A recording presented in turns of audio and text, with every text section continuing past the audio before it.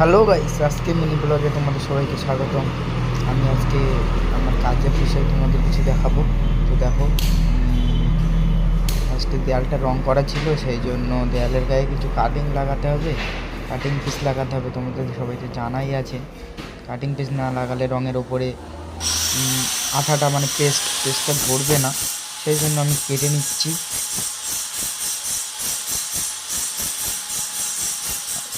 Slow করে কেটে নিলাম। ভিডিওটা অনেক লং হয়ে যাবে, ওই জন্য ফাস্ট করে দিলাম একটু। কাটা হয়ে গেছে আমার। কাটার পরে দেখো এইরকম হয়েছে আমার কাটাটা। এরকম কেটে সবাই, তোমরাও যখন রঙের উপর টাইলস বসাবে না, সবাই এরকম কেটে নেবে।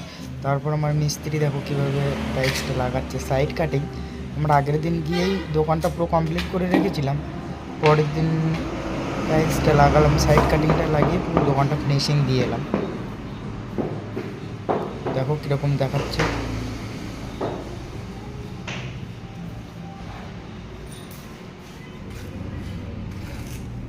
এটা পেস্ট, ঠিক আছে,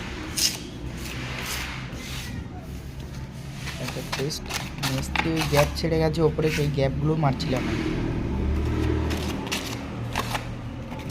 সুন্দর করে লাগানোর পর,